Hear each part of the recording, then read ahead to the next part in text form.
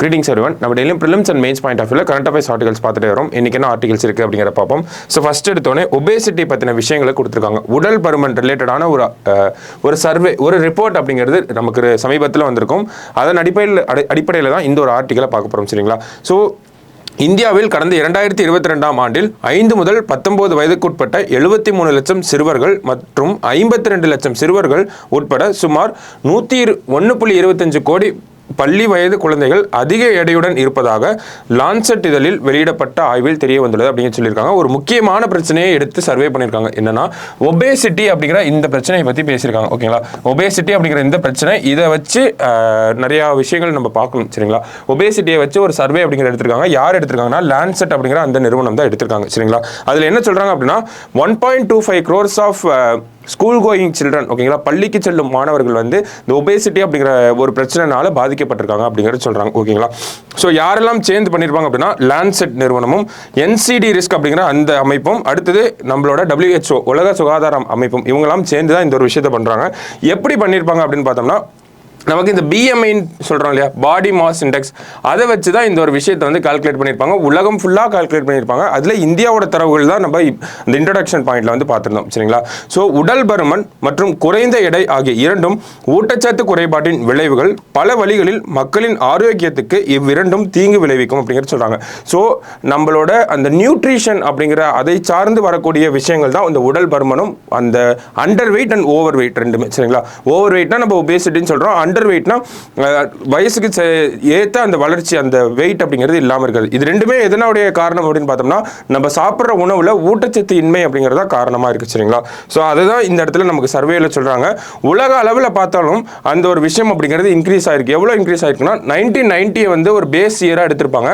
அதையும் 2022 கம்பேர் பண்ணுறப்போ நமக்கு ஒரு 4% உலக அளவில் இன்க்ரீஸ் ஆயிருக்கு. எது இன்க்ரீஸ் ஆயிருக்குன்னா உடல் பருமன் அப்படிங்கிறது இன்க்ரீஸ் ஆயிருக்கு.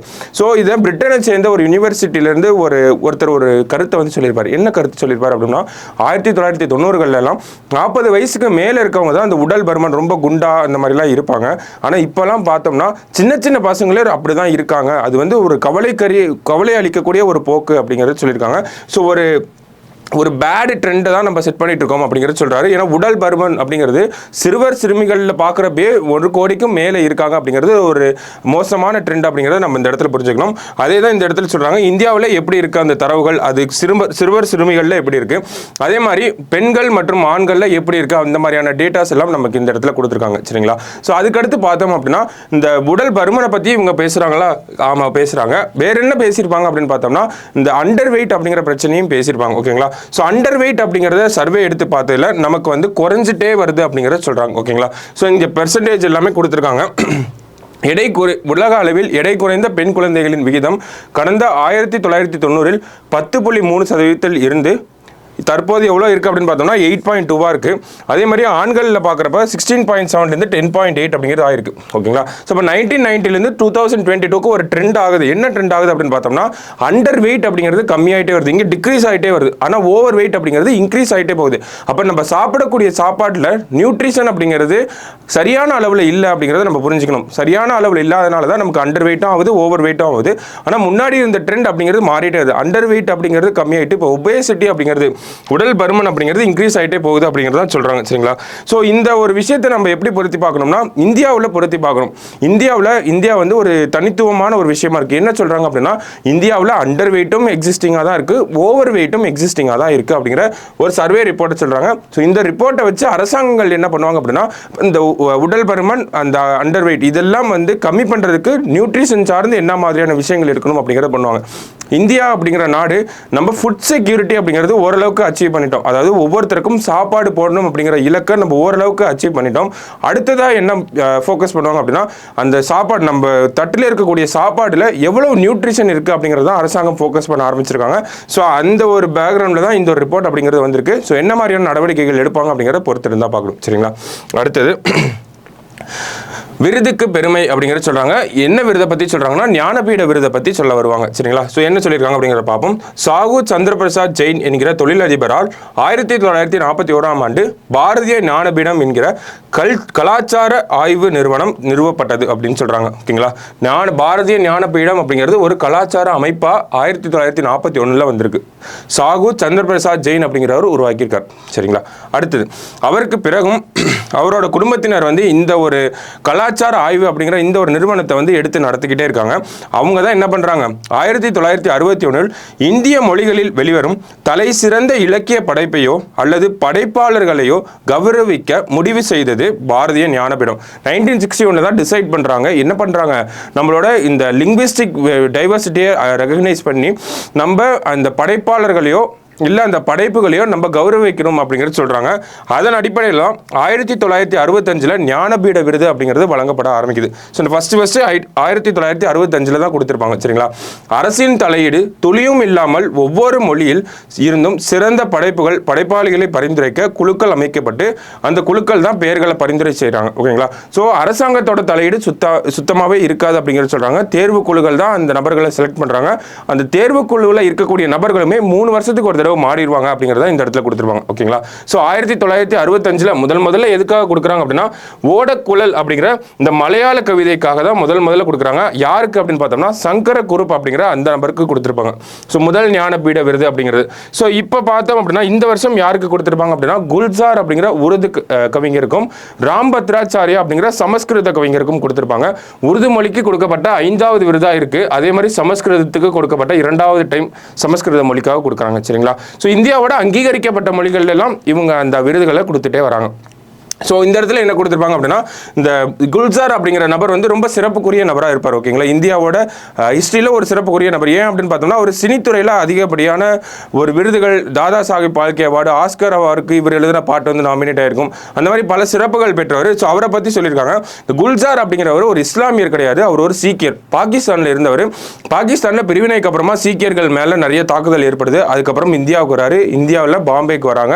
பாம்பேக்கு வந்து ரவீந்திரநாத் தாகூரோட கவிதை ஈர்க்கப்பட்டு தான் அவர் வந்து குல்சார் கவிஞர் குல்சாரா மாறுறாரு. சரிங்களா?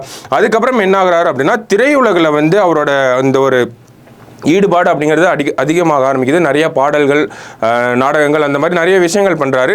அதுக்காக அவருக்கு என்ன கொடுக்குறாங்க அப்படின்னா தாதா சாஹிப் பால்கே விருது அப்படிங்கிறது 10 அவருக்கு வந்து வழங்கப்பட்டிருக்கு. ஓகேங்களா? 2014 சம்திங் அந்த 2014 கரெக்டாக நமக்கு தாதா சாஹிப் பால்கே விருது அப்படிங்கிறத யாருக்கு கொடுக்குறாங்கன்னா குல்சார் அப்படிங்கிறவர் கொடுக்குறாங்க.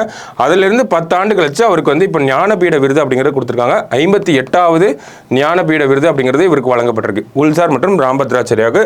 ராம்பத்ராச்சாரியா அவர்களை பற்றி பார்த்தோம்னா அவருக்கு வந்து கண்கள் தெரியாது. ஓகேங்களா? ஸோ கண்கள் தெரியாமல் இருந்தாலுமே 22 மொழிகளிலுமே புலமை வாய்ந்தவர். நிறைய படைப்புகளை வந்து படைச்சிட்டே வராரு. பத்ம விபூஷன் போன்ற அவார்டெல்லாம் கூட அவர் வாங்கியிருக்காரு. சரிங்களா? ஸோ அதுதான் இவங்களை பற்றி நமக்கு கொடுத்துருக்காங்க. இந்த நபர்கள்னால அந்த விருதுக்கு ரொம்ப பெருமை சேர்க்கப்படுது அப்படிங்கிற ஒரு கண்ணோட்டத்தில் எழுதியிருப்பாங்க. சரிங்களா? ஸோ ஒரு டைம் ப்ரிலிம்ஸ் பாயிண்ட் ஆஃப் வியூவில் பார்த்து வச்சுக்கோங்க. அடுத்தது 50 ஆண்டுகளுக்கு முன் நழுவி போன கனவு நனவானது அப்படிங்கிறது சொல்கிறாங்க. ஸோ உள்ளே போய் பார்ப்போம் என்ன சொல்கிறாங்க அப்படிங்கிறது.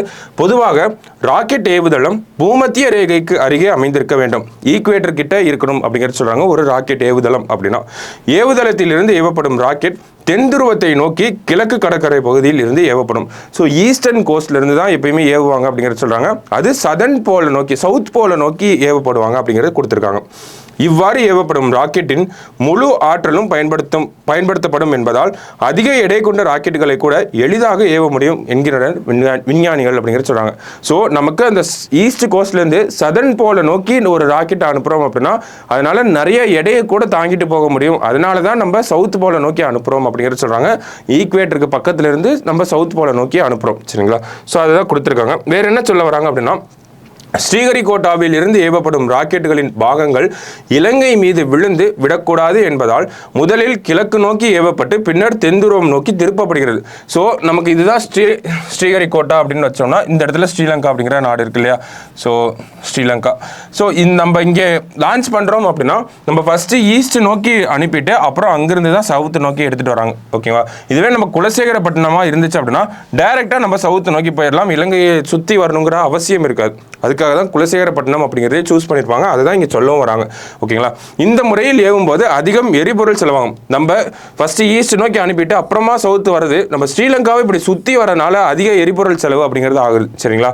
ஸோ இதனால் என்ன சொல்கிறாங்க அப்படின்னா, குலசேகரப்பட்டினத்தில் இருந்து ஏவும்போது ராக்கெட்டுகள் நேராக தென் திசையை நோக்கி ஏவப்படும். இதனால் எரிபொருள் அதிக அளவில் மிச்சமாகும். ஸோ குலசேகரப்பட்டினம் அப்படி இருந்துச்சுன்னா டைரெக்டாக நம்ம சவுத் போல நோக்கி அனுப்பிடலாம். அதனால நிறைய எரிபொருள் அப்படிங்கிறது மிச்சமாகுது அப்படிங்கிறது சொல்கிறாங்க. ஓகேங்களா? ஏவுதளம் அமைக்கப்படும் பகுதியில் காற்றின் வேகம் மணிக்கு 30 கிலோமீட்டருக்கும் குறைவாக இருக்க வேண்டும். புயல் மழை தாக்கம் குறைவாக இருக்க வேண்டும். ஸோ அந்த ஒரு லான்ச் பேட் அமைக்கிறோம் அப்படின்னா அங்கே வந்து விண்டோட ஸ்பீட் அப்படிங்கிறது 30 கிலோமீட்டருக்கு கீழே தான் இருக்கணும். அதே மாதிரி இந்த ஸ்டார்ம் சைக்ளோன் அதுல எல்லாம் ரொம்ப அஃபெக்ட் ஆகாத ரீஜனா இருக்கணும். அது எல்லாமே நமக்கு சாட்டிஸ்ஃபை பண்றது யாரு அப்படின்னா குலசேகரப்பட்டினம். அது இல்லாம இஸ்ரோவோட ப்ரொபல்ஷன் சென்டர், உந்து சக்தி மையம் அப்படிங்கிற சொல்றோம். இஸ்ரோவோட ப்ரொபல்ஷன் சென்டர் அப்படிங்கிறது எங்க இருக்குன்னா மகேந்திரகிரியில இருக்கு. ஓகேங்களா? மகேந்திரகிரி தமிழ்நாட்டில் இருக்கக்கூடிய மகேந்திரகிரி அப்படிங்கிற பகுதியில் இருக்கு. இதுல இருந்து தான் ராக்கெட்டோட செகண்ட் அண்ட் ஃபோர்த் ஸ்டேஜ் அப்படிங்கிறதுலாம் வந்து இங்கே தான் வந்து தயாரிக்கிறாங்க. Second and fourth stage of ராக்கெட்லாம் இங்கிருந்து தான் போகுது அப்படிங்கிறத சொல்கிறாங்க. ஓகேங்களா? ஸோ அந்த வகையில் இருக்கப்போ நம்ம மகேந்திரகிரி தமிழ்நாட்டில் இருக்கக்கூடிய மகேந்திரகிரியிலிருந்து ஆந்திர பிரதேசில் இருக்கக்கூடிய ஸ்ரீஹரிகோட்டாவுக்கு எடுத்துகிட்டு போகிறதுக்கே நிறைய செலவாகும். ஓகேங்களா?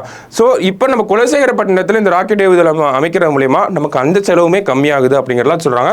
ஸோ இதெல்லாம் பிரைமரி ரீசன்ஸ் குலசேகரப்பட்டினம் தேர்ந்தெடுக்கப்பட்டதுக்கு. இதெல்லாம் முக்கியமான காரணங்கள். நம்ம ஸ்ரீலங்காவை சுற்றி போக தேவையில்ல, மகேந்திரகிரியிலேருந்து ஸ்ரீஹரிகோட்டா போக தேவையில்ல. அதெல்லாம் பக்கத்துலேயே ஸ்ரீலங்கா குலசையிலிருந்து அனுப்புகிறோம் அப்படின்னா அது ஸ்ரீலங்காவை சுற்றி போக தேவையில்ல, டேரெக்டாகவே சவுத் போல் நோக்கி போயிடும். அதே மாதிரி இஸ்ரோவோட மகேந்திரகிரி அப்படிங்கிறது பக்கத்தில் தான் இருக்குது. ஈஸியாக நமக்கு அந்த ப்ராடக்ட்ஸ் எல்லாம் வந்து ஷிப்மெண்ட் அப்படிங்கிறது சீக்கிரம் பண்ணிடலாம். ஓகேங்களா? அதெல்லாம் வந்து பிரைமரி ரீசன்ஸாக இருந்துச்சு குலசேகரப்பட்டினம் அப்படிங்கிறத செலக்ட் பண்ணுறதுக்கு.